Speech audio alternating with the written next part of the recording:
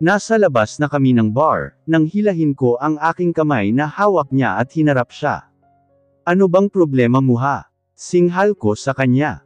Hindi na kita maintindihan Dr. Marvin Di ba hindi mo ako gusto? Ano yung sinasabi mo kanina ha? I never told you that I didn't like you Maybelline. Hindi mo nga sinasabi, pero pinaparamdam mo sakin na hindi mo ako gusto. Tapos kanina bigla mo na lang akong hahalikan sa elevator. Para ano ha? Hindi ko na napigilan at pamatak na ang mga luha ko sa sobrang sama ng loob. Maybelline wala akong sinabing hindi kita gusto. Sa tuwing tatanungin mo ako kung gusto kita, hindi kita sinasagot kasi hindi ko pa alam ang sagot sa tanong mo. Hindi pa ako sigurado sa nararamdaman ko sa'yo ng mga panahon na yon. Dahil ayoko nang magkamali, gusto ko sigurado na ako sa nararamdaman ko sa'yo. Until one day nang umalis ako sa school, at bumalik na ako sa ospital. Hindi ko na maintindihan ang nararamdaman ko sa'yo. Araw-araw akong dumadaan sa school mo, para lang makita ka. Tapos nakita kitang basa ng ulan noon, at naghihintay ng masasakyan. Kaya iyon na yung pagkakataon kong kausapin ka, kaya dinala kita sa kondo ko. Kaya lang hindi ko nasabi sa'yo yung mga dapat kong sabihin. I was confused that time. But this time, alam ko na kung ano ang nararamdaman ko sa'yo. Dahan-dahan siyang lumapit sakin, at hinawakan ang magkabilang pisngi ko. I was in love with you Maybelline. Mahal na mahal kita. Sa sinabi niyang yun ay doon na ako humagulgol, kaya niyakap niya ako ng mahigpit. Don't cry please, I'm sorry if I hurt you that way. I promise I won't hurt you anymore. Pagkasabi niyang yun ay humiwalay siya ng yakap sakin at tinitigan ako. Pinunasan niya ang aking mga luha, gamit ang kanyang hinlalaki, at hinalikan ang aking noo. I'm so sorry, will you forgive me? Tumango lamang ako at muli niya akong niyakap, at hinalikan ang buhok ko.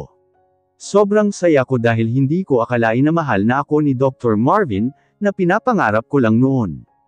Simula noong araw ng una ko siyang makita, hanggang ngayon hindi pa rin nagbabago ang tibok nitong puso ko, tanging si Dr. Marvin pa rin ang siyang tinitibok nito. Let's go. Yaya niya sakin nang kumalas siya sa pagkakayakap.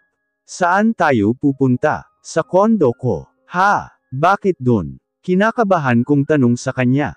Remember birthday ko ngayon? Oo nga pala. And I just want to spend the night with you. Seryoso niyang sabi sakin. Tumango na lang ako at ngumiti. Ito yung pangalawang beses na makakasama ko ulit siya. Sumakay na kami sa sasakyan niya, at mabilis na umalis. Habang bumabiyahe kami hawak niya ang kaliwang kamay ko. At ang isang kamay niya naman ay nasa manibela. Mahigpit ang pagkakahawak nito sa aking kamay, na tila ayaw ng bitawan. Lihim naman akong napapangiti, kasi may ganitong side pala si Dr. Marvin. Hindi ko akalain na mangyayari mismo sakin to, sobra-sobra ang saya na nararamdaman ko ngayon, na ayoko nang matapos.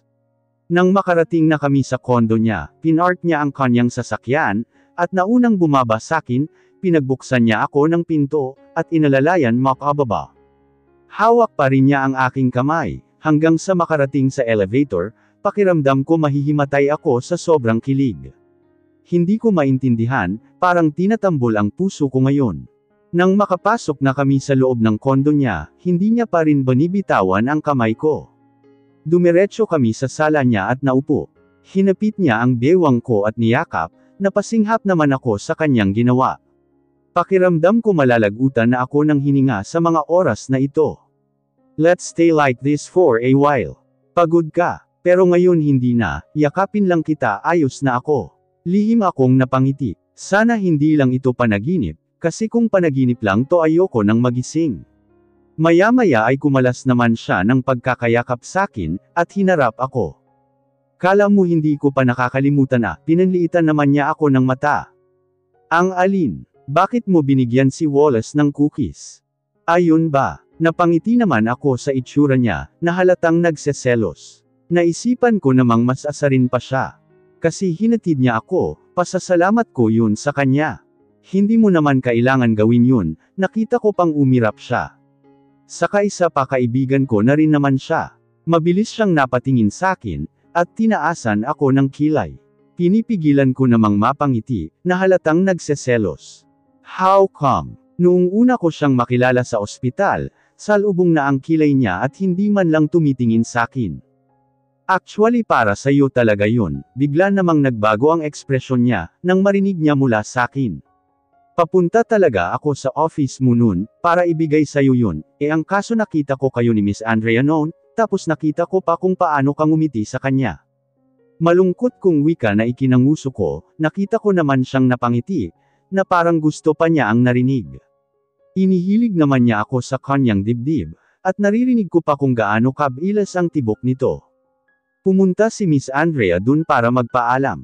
Bakit daw? Nanatili pa rin akong nasa kanyang dibdib. May offer daw kasi sa kanya sa London, kaya nagpa siyang tanggapin yun. Umalis naman ako sa pagkakahilig. Bakit kailangan niya pa magpaalam sa'yo? Hindi ka agad siya nagsalita at tinitigan lang ako, unti-unti namang sumili ang ngiti niya sa labi. You're jealous. Hindi ah. Yes you are. Hindi nga ako nagseselos, tinatanong ko lang, ako naman ang umirap sa kanya. Kinuha naman niya ang isang kamay ko, at pinagsiklap niya ang aming mga kamay. You don't have to get jealous, because I already told her na may mahal na ako. May kung anong naramdaman ako sa aking puso, gusto kong magtatalon sa tuwa. Buti na lang napipigilan ko pa. Saka kapag nagpagawa si Walla sa iyo ulit ng cookies, wag mo nang igawa may halong inis niyang himig. Ano naman magkaibigan naman kami. Kahit na saka pwede ba wag kayo masyadong close? Bakit? Saka mabait naman yung pinsan mo isa pa masarap siyang kasama palagi pang nakangiti, pinagdiinan ko talaga ang salitang nakangiti. Saka babaero yun. Kung yun lang ang pinuproblema mo, di palagi na ako ngingiti sa'yo. Natigilan naman ako sa sinabi niya, gusto kong matawa, kasi para siyang bata na nagseselos. Pinisil ko naman ang dalawang pisngi niya na kinagulat niya. Ang cute mong magselos Dr. Marvin. Ang totoo niyan gustong gusto ko ang itsura niya ngayon. Don't get me jealous, baka may magawa akong hindi maganda. Napamaang naman ako sa tinuran niya, ganito ba siya ka-possessive? Niyakap naman niya ako at hinalikan sa sentido. Nag-order na lang si Doc Marvin, para sa aming dalawa, hindi na kasi kami nakakain sa bar, dahil sa biglaang pag-alis namin. Pagkatapos namin kumain, pumunta na rin kami sa kwarto, pinagpalit muna niya ako ng damit, pinahiram niya sakin ang white t-shirt niya, at pajama na kasya rin naman sakin. Kakalabas ko lang ng banyo, nang makita ko siyang inaayos ang kama. Saan ka matutulog? Nauutol kong sabi sa kanya. Dito, walang paligoy-ligoy niyang sagot, pinanlakihan ko naman siya ng mata at kunwari umubo. Tabi tayo. Yes why? Nakita ko naman ang pilyo niyang ngiti. Dahan-dahan siyang lumapit sa akin, na siya naman ang ikina-address ko, naramdaman ko na lang ang pader sa aking likuran, tinukod naman niya ang kanyang palad sa pader, at yumuko para magpantay kami. Afraid? Nakangisi niyang tanong na ikinaiwas ko ng tingin. Hindi sobrang lapit naman ng mukha namin, hindi ako makahinga ng maayos. Then why are you acting like that? Hindi pa rin niya inaalis ang titig sakin. Madilim sa kanyang kwarto, tanging isang lampshade lang ang nakabukas.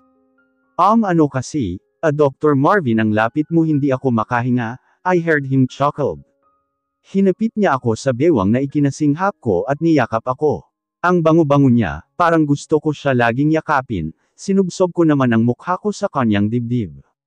Let's sleep babe. Don't worry wala akong gagawin sa'yo. Nagulat naman ako sa tinawag niya sakin, kaya naman tiningala ko siya.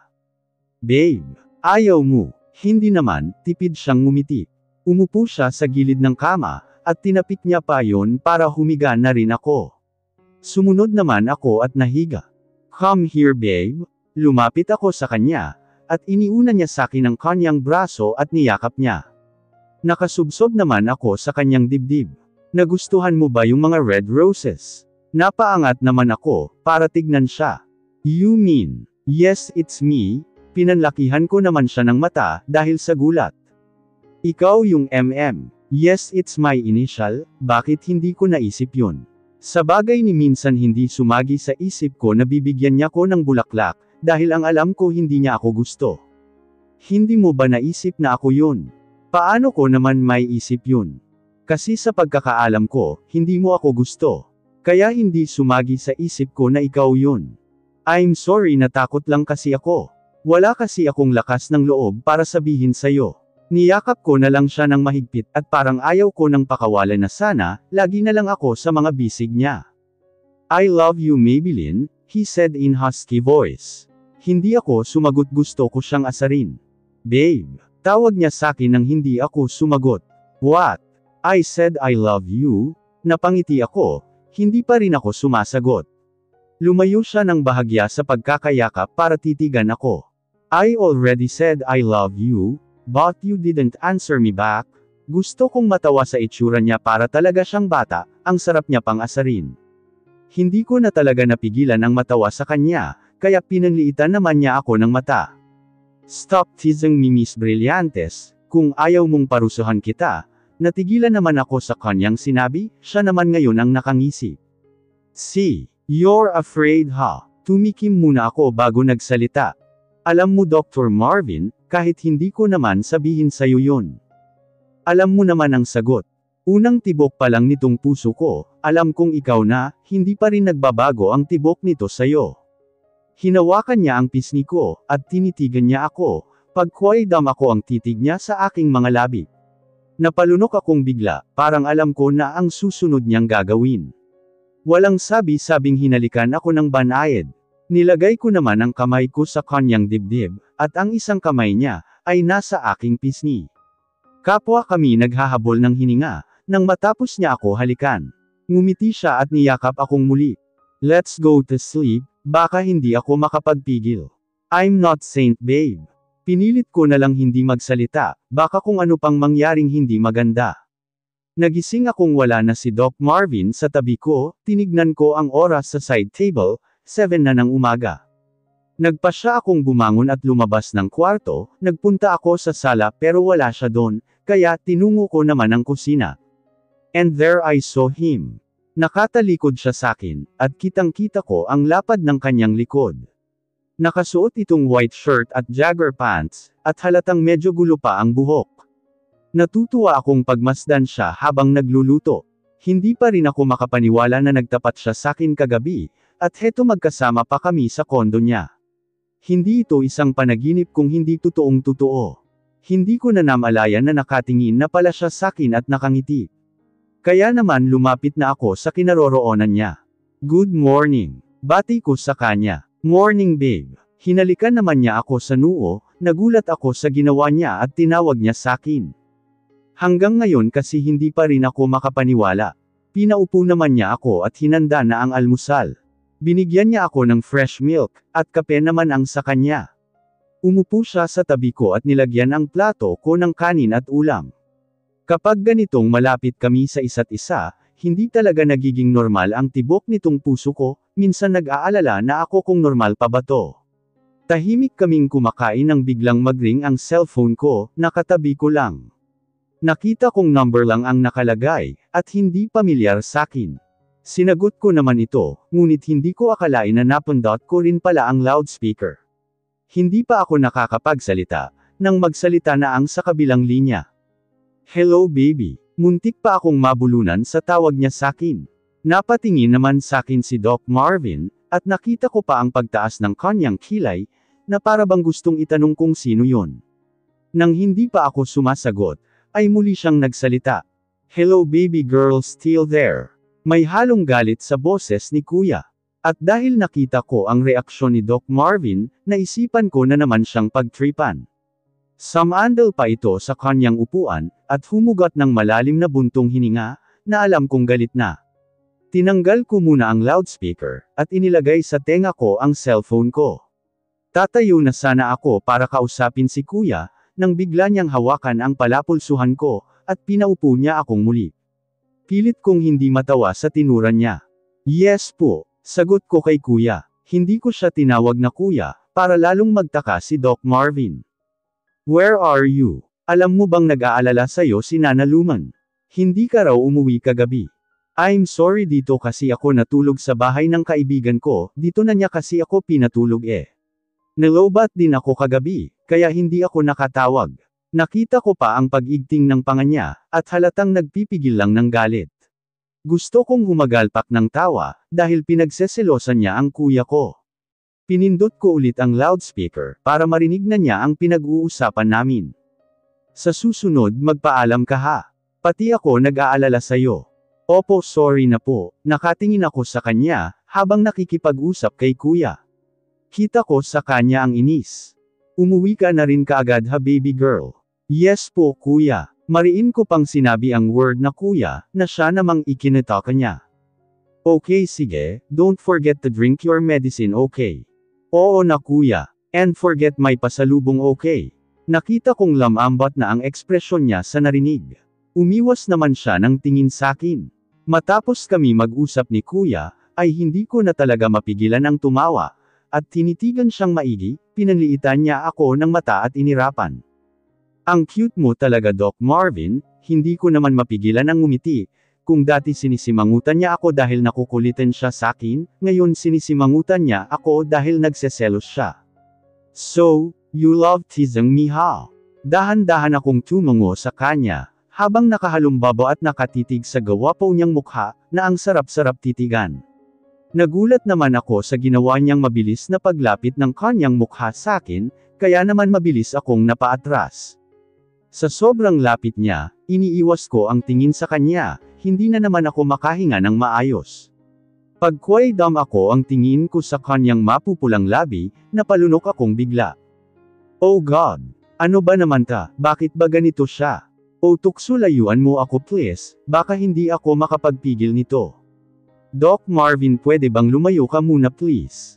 Nauutol kong sabi sa kanya, na sa ibang direksyon pa rin nakatingin.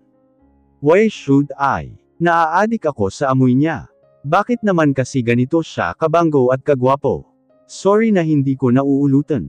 Kaya pwede bang lumayo ka na? Nakita ko namang bahagya siyang ngumiti, at lumayo na kaya nakahinga na ako ng matiwasay. Sa susunod paparusahan na talaga kita, ngumuso naman ako at inirapan siya. Now eat, ihahatid na kita sa inyo, baka ako pa ang parusahan ng kuya mo, kapag nalaman niyang dito ka natulog, nakangiti naman niyang wika sakin. Natapos na kami mag-almusal, at nagpresenta akong ako na ang maghugas. Pero hindi niya ako pinayagan, kaya nanatili na lang ako sa tabi niya. At pinapanood siyang maghugas. Maya-maya pa ay nakaramdam ako ng kirot sa aking dibdib. Kaya naman napahawak akong bigla dito. Unti-unti siyang sumasakit, kaya napapakagat labi na lang ako. Tinignan ko si Doc Marvin, nakatalikod pa rin ito, hindi niya ako pwedeng makita sa ganitong sitwasyon, ayoko siyang mag-alala. Naalala ko yung gamot ko, nasa bag ko yun, akmang tatayo na ako nang bigla akong napangiwi at napaungol ng bahagya, kaya napalingon sakin si Doc Marvin, at mabilis na lumapit sa aking kinaroroonan. Babe, are you okay? Iyong gamot ko pakikuha, dali-dali siyang pumunta sa kwarto, at kinuha ang bag ko kung nasaan ang aking gamot. Kumuha siya ng tubig at binigay sakin, mabilis ko namang ininom ang gamot ko, kaya medyo nakahinga na ako ng maluwag. Feeling better now. Tumungo lang ako at niyakap niya ng mahigpit. We should go to your doctor. Umiling lang ako at hinarap siya. Okay na ako Doc Marvin, saka nakausap ko na si Dr. Ramirez, mararanasan ko raw talaga kaya dapat daw lagi ko inumin sa tamang oras yung gamot ko.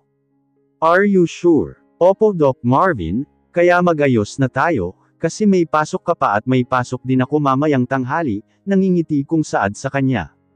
Tumayo na kami at nagayos na ng sarili. Good morning Dr. Marvin. Bati ng mga nurse kay Marvin, nang madaan siya sa nurse station. Good morning din, ngumiti siya ng matamis sa mga ito, na ikinagulat nilang lahat. Nurse Gina, pakidala na lang sa opisina ko yung ibang chart ng mga pasyente okay? Sige po Doc Marvin. Tumango naman si Marvin, at saka ngumiti. Nagtataka naman ang mga nurse sa tinurang yun ni Marvin. Grabe Nurse Gina, nakita mo ba yun? Sabi ng isang nurse pagkalapit kay Nurse Gina. Oo nakita ko, parang may kakaiba kay Doc Marvin. Na maligno ba siya? Wika naman ni Nurse Gina, habang nakatanaw kay Marvin na palayo sa kanila. Kakaiba yung ngiti niya hindi naman siya ngumingiti ng ganun yun, parati kaya siyang masungit at seryoso, ngumiti man siya pilit lang. At isa pa, hindi siya nagre-response sa tinang good morning, tanging tango lang ang ginagawa niya. Anong nangyari? Takang tanong naman ng isang nurse na medyo may edad na. Nako na maligno na nga yata si Dr. Marvin. Diyos ko, nag-sign of the cross pa si Nurse Gina. Sinong na maligno? Ay maligno ka. Gulat na napaharap si Nurse Gina sa nagsalita sa kanyang likuran. Dr. Wallace, sinong na maligno ang sinasabi nyo? Tak ang tanong ni Doc Wallace sa mga nurse. Doc Wallace, wala ka bang napapansin kay Doc Marvin? Tanong ng isang nurse na nagngangalang Yvette. Si Doc Wallace kasi ang lagi nilang nakakausap, at minsan ay kabiruan din, kaya naman malapit sila sa doktor. Wala naman, anong meron sa kanya? Bukod sa pagiging masungit at napaka-cold niya, anong kakaiba pa? Kasi ganito yung Doc Wallace, panimula ni Nurse Gina na lumapit pa ng bahagya sa doktor. Binati namin siyang lahat ng good morning, sumagot naman siya ng good morning din, which is not normal sa kanya. Laging response niya tanging tango lang. At heto pang isa ang nakakagulat, yung ngiti niya kakaiba, hindi na siya normal. Doc Wallace. Natawa naman si Doc Wallace sa mga sinabi ng mga nurse sa kanya. Talaga, ginawa niya yun. Nakangiting tanong niya sa mga nurse. Oo Doc Wallace, baka may ano, kaya ganun si Doc Marvin. Si Yvette na nakahalumbabo pa sa lamesa.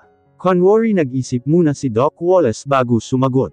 Na maligno nga siya. Gulat na nagkatinginan ang mga nurse sa sinabi ni Doc Wallace. Na maligno siya ng pag-ibig. Naiiling na natatawang turan ng doktor. Huwag kayo mag-alala, normal siya, na maligno lang siya ng pag-ibig. Natawa rin ang mga nurse sa sinabing yun ni Doc Wallace. Naku, pag-ibig lang pala ang makakapagpalambot kay Doc Marvin, wika ng may edad na nurse. E ikaw Doc Wallace, kailan ka mamamaligno ng pag-ibig? Nakangising sabi ni Nurse Gina. Hindi ako tinatabla ng maligno, nakangiting wika ng doktor. Sige, puntahan ko muna si Marvin, kung talagang namaligno na nga siya. Nagkatawanan naman silang lahat.